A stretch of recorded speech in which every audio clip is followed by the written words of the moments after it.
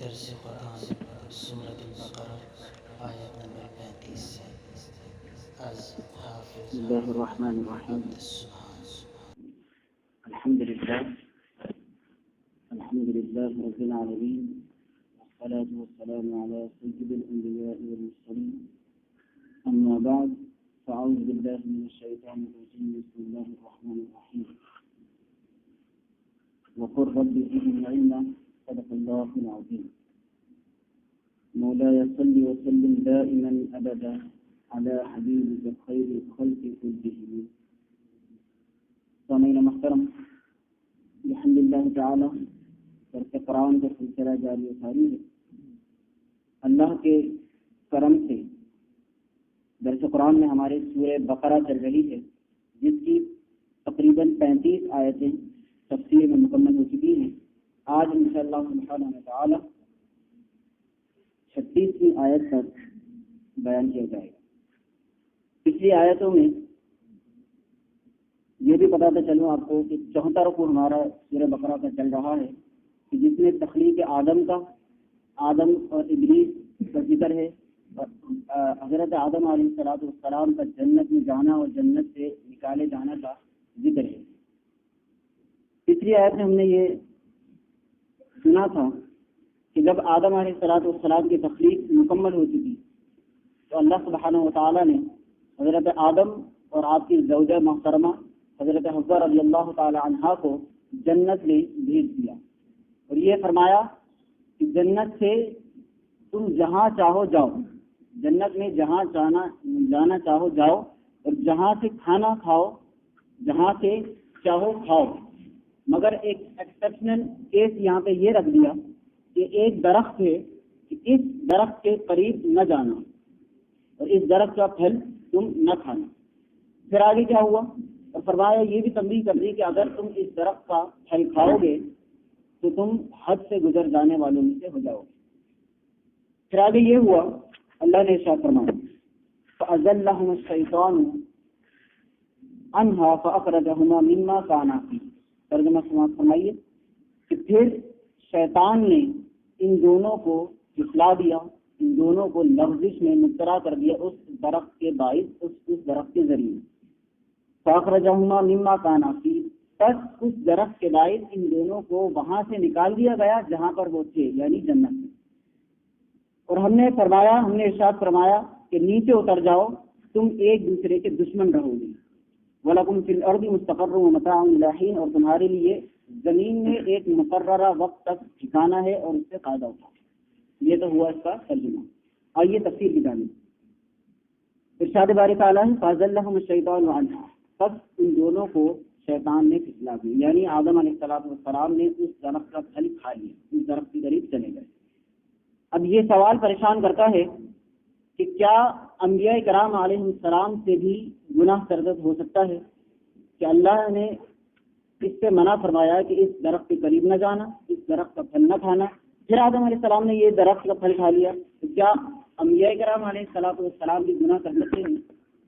تو اس کانسیپٹ سے، اس تصور سے اپنے ذہن کو کلیئر کر لیجیے کہ انبیاء کرام علیہ السلام تمام صغیرہ اور تمام کبیرہ گناہوں سے منزہ اور پاک ہیں. تمام فقہا، تمام اماموں کا اس بات پر اجماع اور اتفاق ہے کہ انبیاء کرام علیہ السلام کو اللہ سبحانہ وتعالی نے محفوظ و معمول فرمایا تمام صغیرہ اور کبیرہ گناہوں سے. اور اسی کے تفسیر میں علامہ قرطبی، جو ایک بڑے مایہ ناز مفسر ہیں، اپنی تفسیر قرطبی میں اس آیت کے ذریعے تفسیر میں ارشاد فرماتے ہیں کہ انہم معصومون من الصغائر کلیہا کعصمتہم من الکبائر اجمعوہا. کہ انبیاء کرام علیہ السلام جس طرح کبیرہ گناہوں سے معصوم ہوتے ہیں، محفوظ ہوتے ہیں، معمون ہوتے ہیں، اسی طرح صغیرہ گناہوں سے بھی محفوظ و معمون ہوتے ہیں. اور پھر اس کا اشکال اس آیت کی تفسیر، لغوی تفسیر سے بھی دور ہو جایا کرتا ہے کہ اللہ نے فرمایا فَأَزَلَّهُمَ الشَّيْطَانُ. ذلتن لفظ ذلہ، بے لام اور تا. ذلتن عربی میں کہتے ہیں بلا ارادہ پاؤں کا پھسل جانا. اس سے تفسیر واضح ہو جایا کرتی ہے کہ اللہ سبحانہ و تعالیٰ نے ارشاد فرما دیا کہ ان دونوں کو بلا ارادہ ان کا پاؤں پھسل گیا، یعنی بلا ارادہ انہوں نے یہ عمل کیا، قصدن یہ عمل نہ کیا. اور آیت کا مطلب بھی یہی ہے کہ اللہ نے فرمایا قصد اور ارادے کے ساتھ اس درخت کے قریب نہ جانا، قصد اور ارادے کے ساتھ اس درخت کے قریب نہ جانا۔ اور گناہ کی تعریف بھی یہی ہوا کرتی ہے کہ قصدن اور عمدن اللہ کی نافرمانی کرنا یہ گناہ کہلاتا ہے۔ اگر کوئی نسیان اور خطا کے طور پر کچھ عمل سرزد ہو جائے تو وہ گناہ نہیں کہلاتا۔ مثال کے طور پہ اس مثال سے واضح ہو جائے گا کہ جس طرح ہم روزہ رکھتے ہیں، روزے میں کھانا پینا حرام ہے، گناہ کبیرہ ہے، جبکہ ایک شخص جو روزہ دار ہے بھولے سے کچھ چیز کھا لیتا ہے، کچھ چیز پی لیتا ہے، تو وہ اس عمل سے وہ گناہ گار نہیں کہلائے۔ بالکل اسی طرح چونکہ اس نے بلا قصد اور بلا ارادہ بھول میں یہ کام سرزد کر دیا، اسی طرح آدم علیہ السلام سے بھی یہ کام بھول میں سرزد ہو گئے۔ پھر اللہ سبحانہ و تعالیٰ نے دوسرے مقام پر قرآن سے اس آیت کا تفسیر یا جواب یہ ہے کہ اللہ نے سورہ طٰہٰ میں بھی ارشاد فرما دیا بالکل واضح الفاظ میں کہ وَلَقَدْ عَهِدْنَا إِلَىٰ آدَمَ مِن قَبْلُ فَنَسِيَ وَلَمْ نَجِدْ لَهُ عَزْمًا، کہ جب آدم علیہ السلام سے ہم نے اس سے پہلے یعنی درخت کی طرف جانے سے پہلے وعدہ لیا تھا کہ تم اس درخت کے قریب نہ جاؤ گے، انہوں نے وعدہ کیا، عہد لیا تھا، پھر فرمایا اللہ نے فنسیہ، واضح طور پر ارشاد فرما دیا وہ بھول گئے، وَلَمْ نَجِدْ لَهُ عَزْمًا، تو ہم نے پایا کہ انہوں نے عزم نہیں کیا تھا، انہوں نے کوئی ارادہ اور قصد نہیں کیا تھا، وہ بھول گئے۔ تو اللہ سبحانہ و تعالیٰ نے ان الفاظ سے حضرت آدم علیہ السلام اور حوا رضی اللہ تعالی عنہا کی براءت کا اظہار فرمایا۔ آگے فرمایا وَقُلْنَا اهْبِطُوا بَعْضُكُمْ لِبَعْضٍ جَمِيعًا بَعْضُكُمْ لِبَعْضٍ عَدُوٌّ، اور ہم نے فرمایا کہ تم سب نیچے اتر جاؤ، تم ایک دوسرے کے دشمن ہو گے، یعنی جنت سے زمین پر اتار دیا گیا۔ یہاں پہ صیغہ استعمال ہوا ہے اہبطوا، کہ تمام، حالانکہ وہ دو تھے، اس کا مطلب یہ ہے کہ آدم علیہ السلام کی پشت میں تمام انسانیت موجود تھی، تو اللہ سبحانہ و تعالیٰ کا خطاب ان تمام انسانیت سے تھا کہ تم تمام نیچے اتر جاؤ۔ اب نیچے اتر جانے میں، زمین پر آ جانے میں بھی اللہ سبحانہ و تعالیٰ کی یہ حکمتیں پوشیدہ ہیں۔ کچھ حکمتیں آپ کے سامنے بیان کرتا ہوں کہ منکرین عصمت انبیاء علیہ السلام یہ اعتراض کرتے ہیں کہ اگر آدم علیہ السلام نے گناہ نہ کیا تھا تو اللہ نے ان کو سزا کیوں دی؟ جیسے کہ تم لوگ کہتے ہو کہ آدم علیہ السلام نے گناہ نہیں کیا تھا، ان سے بھول ہو گئی تھی، ان کا ارادہ نہیں تھا، تو اللہ نے ان کو ایسی سزا کیوں دی کہ ان کو جنت سے زمین پر بھیج دیا، ایسا ان سے مرتبہ کیوں لے لیا؟ تو ان کی جناب میں یہ عرض ہے کہ یہ آدم علیہ السلام اور حوا رضی اللہ تعالی عنہ کو جنت سے زمین پر اتار دینا ان کے حق میں سزا نہیں ہے، بلکہ مقصد تخلیق کی تکمیل تھی، ان کے مقصد تخلیق کی تکمیل تھی۔ ان کا مقصد کیا تھا؟ پچھلے رکوع میں، بلکہ اسی رکوع کے اسٹارٹ میں ہم نے پڑھا وَإِذْ قَالَ رَبُّكَ لِلْمَلَائِكَةِ إِنِّي جَاعِلٌ فِي الْأَرْضِ خَلِيفَةً، آدم علیہ السلام کی تخلیق کا مقصد یہ تھا کہ اللہ نے ان کو زمین پر اپنا خلیفہ مقرر کر رہا ہوں۔ اللہ نے ملائکہ سے ارشاد فرمایا کہ میں اپنا خلیفہ مقرر کر رہا ہوں زمین پر۔ اب اگر آدم علیہ السلام کو زمین پر آنا ہی نہ ہوتا تو خلیفہ کس بات کا رہ جاتا؟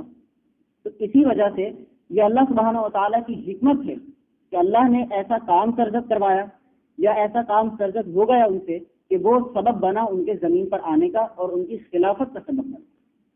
دوسرا یہ بھی اعتراض ہوتا ہے، اور یہ اعتراضاً ہمارے مسلمانوں میں بھی بولا جاتا ہے، اعتراضاً نہیں بلکہ بات چیت میں کہا جاتا ہے کہ اگر آدم علیہ السلام اس جنت کا، اس درخت کا پھل نہ کھاتے تو ہم بھی جنت میں ہوتے، ہم بھی جنت میں ایسو آرام سے ہوتے، مزے کر رہے ہوتے۔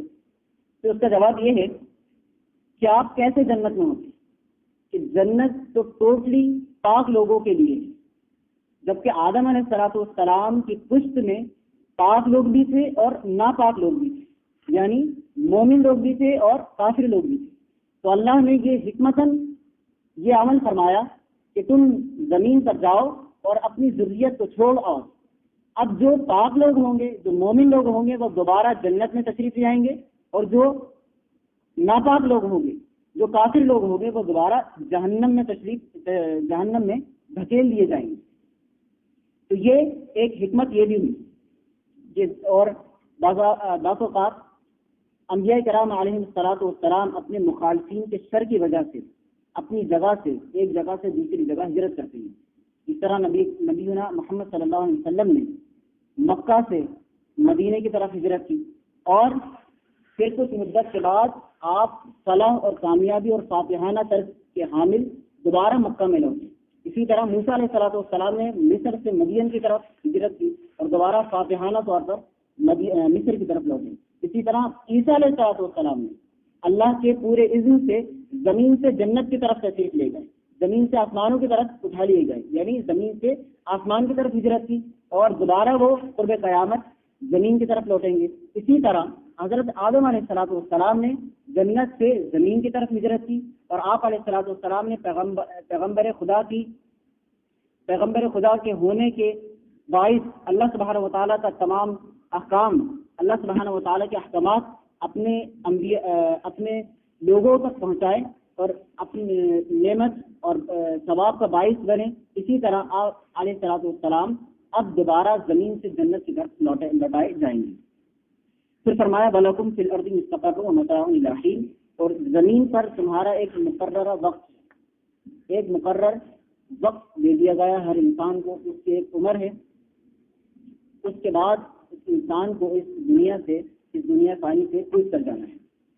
پھر ارشاد فرمایا فتلقى آدم من ربه کلمات فتاب علیہ، اس کے بعد جب آدم علیہ السلام کو جنت سے زمین پر اتار دیا گیا تو آپ اس عمل پر زار و قطار کئی سال تک روتے رہے۔ روایتوں میں آتا ہے تقریباً 300 سال تک آپ علیہ السلام روتے رہے اپنے اس عمل پر، اور اللہ سبحانہ و تعالیٰ سے معافی اور توبہ کے طلبگار رہے۔ پھر اللہ سبحانہ و تعالیٰ نے کچھ کلمات سکھا دی جس کے وسیلے سے، جس کے توسل سے آپ علیہ السلام نے اللہ سبحانہ و تعالیٰ کے بارگاہ میں توبہ استغفار کی، تو اللہ نے آپ کی توبہ قبول فرمائی۔ وہ الفاظ کیا تھے، وہ کلمات کیا تھے، انشاءاللہ سبحانہ و تعالیٰ اگلے درس میں وہ آپ کے سامنے بیان کیے جائیں گے۔ اللہ سے دعا ہے کہ جو کچھ سنا اس کو یاد رکھنے، عمل کرنے کی توفیق عطا فرمائے۔ آخر میں یہی التجا، یہی درخواست کہ قرآن کو نہ صرف پڑھیے بلکہ اس کو سمجھنے کی کوشش کیجیے۔ یہ قرآن ہدی للناس ہے، ہدایت ہے لوگوں کے لیے۔ اس کو پڑھنا باعث ثواب تو ہے، مگر اس کا مقصد جو ہے وہ ہدی للناس ہے، ہدایت ہے۔ اور ہدایت کس وقت حاصل ہوگی کہ جب ہم اس کو سمجھیں گے، سمجھنے کے ساتھ اس پر عمل کرنے کی توفیق عطا فرمائے اللہ سبحانہ و تعالیٰ۔ اللہ سے دعا ہے کہ جو کچھ سنا اس کو یاد رکھنے، عمل کرنے اور ابلاغ کی توفیق مرحمت فرمائے۔ وما توفیقی الا باللہ۔ الحمد للہ رب العالمین والصلاة والسلام علی سید الانبیاء والمرسلین۔ اللهم انت السلام ومنك السلام واليك يرجع السلام، حينا بالسلام وادخلنا الجنة دار السلام۔ اللهم ربنا آتنا في الدنيا حسنة وفي الآخرة حسنة وقنا عذاب النار، ربنا تقبل منا إنك أنت السميع العليم وتب علينا يا مولانا إنك أنت التواب الرحيم۔ إن الله وملائكته يصلون على النبي يا أيها الذين آمنوا صلوا عليه وسلموا تسليما۔ اللهم صل على سيدنا مولانا محمد وعلى آله وسلم۔ سبحان ربك رب العزة عما يصفون وسلام على المرسلين والحمد لله رب العالمين۔